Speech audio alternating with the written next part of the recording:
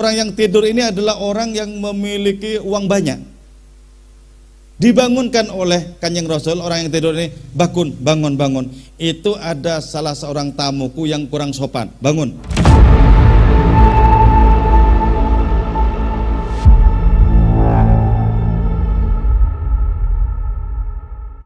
Sebelum memasuki salawat julus dan salawat qiyam, perlu kita meneguhkan diri kita bahwa sesungguhnya Rasulullah Muhammad SAW itu adalah pembela kita, pembela nasib kita di hadapan Allah Ta'ala. Beliau adalah al-barzakh, penengah antara kita dengan hadirat Allah Subhanahu wa Ta'ala. Seberapapun adanya ketersambungan rohani kita dengan beliau, itu akan menjadikan beliau mati-matian membela kita, nasib kita di hadapan Allah Ta'ala. Karena itu tali keterhubungan itu kita gagas dari sekarang, kita realisasikan dari sekarang. Seorang penyair Hindu di India dengan tegas menyatakan, apa sedihku dengan dosa-dosaku, apa resahku dengan dosa-dosaku. Bukankah ada Nabi Islam yang akan memperjuangkan nasibku di hadapan Tuhan di alam akhirat kelak. Seorang penyair Hindu mengakui adanya pembelaan sang Rasul di dalam Islam untuk dia. Apalagi kita yang jelas-jelas mengikuti ajaran-ajaran beliau. Nah, tentu saja mengikuti ajaran beliau itu adalah mengikuti tauladan akhlak mulia beliau. Di antara tauladannya adalah ahlal wara mantiqan wa asdaq. Beliau itu adalah orang yang paling lezat, paling manis kata-katanya ketika berkomunikasi dengan orang lain. Jadi berkomunikasi dengan orang lain yang beliau persembahkan adalah adanya kegembiraan, adanya kenikmatan di dalam berkomunikasi. Jadi pantangan orang seperti beliau itu mempersembahkan adanya wajah yang cemberut kepada lawan komunikasinya, pantangan. Beliau senantiasa berhiaskan senyum. Terus wa asdak, beliau adalah orang yang paling jujur ketika berkomunikasi dengan orang lain. Jadi tanda bahwa orang itu rohaninya sudah dewasa, yaitu ketika sudah enak, sudah nyaman berinteraksi dengan orang lain. Idza sahal qalbu imtala'a syafaqatan wa rahmatan 'alal khalqi ajmain. Kata Syekh Abdul Qadir Jilani dalam kitab Al-Fathur Rabbani. Kalau hati seseorang itu sehat, maka hati itu pasti penuh dengan belas kasih kepada makhluk, tidak hanya manusia, kepada seluruh makhluk penuh belas kasih. Itu artinya apa? Untuk mengikuti akhlak beliau, tidak boleh tidak kita mesti berikhtiar untuk mensucikan batin kita, membersihkan batin kita, sehingga batin kita menjadi jembar dan lapang dan sanggup menampung berbagai macam keluh kesah dan persoalan. Beliau adalah orang yang pintunya 24 jam terbuka bagi seluruh keluh kesah umatnya. Terbuka. Beliau adalah orang yang tidak pernah mengatakan tidak ketika diminta solusi bagi berbagai macam persoalan. Tidak pernah bilang tidak sepanjang hidupnya. Iya terus. Satu-satunya tidak yang dikatakan oleh beliau adalah tidak ada Tuhan selain Allah. Itu aja tidaknya. Selebihnya iya terus. Coba kita bayangkan betapa jembar, betapa mensamudra jiwa beliau sampai menampung berbagai macam keluh kesah umatnya. Termasuk ketika beliau sudah wafat secara jasmani, sesungguhnya beliau masih menampung berbagai macam persoalan dari keluh kesah umatnya itu. Karena itu kenapa jumlah salawat itu ribuan?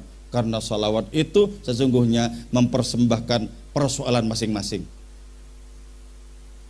Salawat itu mempersembahkan persoalan masing-masing. Jadi itu adalah pintu, adalah jendela sebagai ventilasi agar jiwa tidak beku, agar jiwa tidak bersedih, agar jiwa tidak galau. Karena itu persoalan apapun yang kita hadapi dalam kehidupan, maka keluh kesahkanlah kepada beliau lewat sholawat. Beliau akan menjadi perantara antara kita dengan Allah Subhanahu wa ta'ala.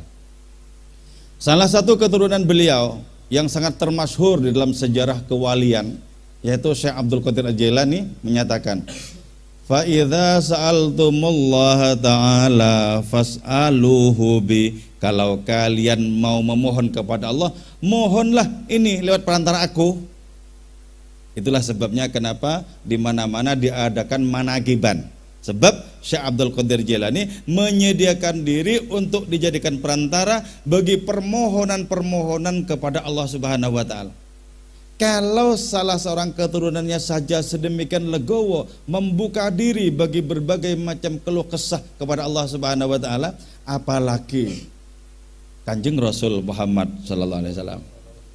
Yakinlah, aku yakin bahwa beliau itu hadir pada setiap majelis sholawatan. Walaupun kita tidak menyaksikan, tak penting kita tidak menyaksikan itu. Tak penting kita menyaksikan atau tidak menyaksikan. Yang penting beliau hadir. Kalau menyaksikan, kita sampai bisa merasakan itu karunia rohani tersendiri yang sangat agung nilainya. Bahkan sholawatan ini sendiri tak lain adalah percikan syafaat dari beliau. Karena itu kita bergembira memasuki bulan Maulid tahun ini. Moga-moga kita masih panjang umur memasuki bulan Maulid tahun depan, depannya lagi, terus depannya lagi.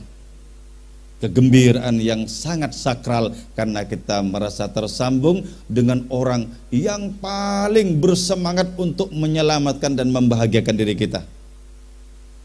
Ada sebuah kisah ya dari seorang sufi pemula, Syekh Muhammad As-Sakhiri. Beliau ini ziarah ke Kanjeng Rasul di Masjid Nabawi. Pada saat beliau ziarah, beliau dalam kondisi perutnya dicekik oleh lapar yang sangat akut. Mengucap salam Syekh Muhammad As-Sakhiri ini kepada Kanjeng Rasul, Assalamualaikum ayuhan Nabi wa rahmatullahi wabarakatuh. Setelah mengucap salam, lantas bilang inti persoalannya apa? Begini Kanjeng Rasul, saya lapar sekali, nyaris tidak kuat menanggung lapar. Tolong saya kasih makanan, karena jenengan tuan rumah dan saya tamu, maka kewajiban jenengan untuk memberikan makan saya sebagai tamu. Kalau sampai tidak dikirimi makanan, maka lampu-lampu di masjidmu ini akan saya hancurkan. Ini saya katakan sebagai sufi pemula karena sopan santunnya tidak bagus. Tapi walaupun sopan santunnya tidak bagus ya, seketika itu juga Kanjeng Rasul itu datang dalam mimpi seseorang yang sedang tidur di Masjid Nabawi. Dan orang yang tidur ini adalah orang yang memiliki uang banyak. Dibangunkan oleh Kanjeng Rasul, orang yang tidur ini, bangun. Itu ada salah seorang tamuku yang kurang sopan, bangun. Langsung kasih dia uang, kasih dia makanan. Orang yang tidur langsung terperanjat bangun. Langsung ditunjukkan oleh Rasul tadi tempatnya di mana orang yang meracau ini, yang kurang sopan ini. Langsung orang yang tidur bangun dan mendekati Syekh Muhammad As-Sakhiri. Tuan lapar. Kok tahu? Ya tahu. Kok tahu? Ya tahu. Rasulullah baru saja memberitahu saya dalam mimpi bahwa engkau itu lapar. Iya benar. Langsung dikasih uang.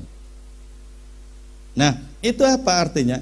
Kepada umatnya saja yang kurang sopan, beliau turun tangan untuk memberikan bantuan, pertolongan, syafaatnya.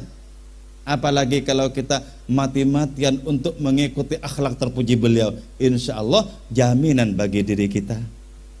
Itulah sebabnya kita mengumpulkan adanya potensi rohani di sini, dari potensi rohani yang kecil-kecil, karena berkumpul menjadi besar, menjadi cahaya rohani yang sangat besar. Karena itu cahaya rohani itu mesti kita jaga, mesti kita kembangkan, mesti kita kukuhkan. Untuk apa? Untuk perjumpaan kita kelak dengan orang yang paling kita takzimi, yang paling berjasa kepada kita, beliau Rasulullah sallallahu alaihi wasallam.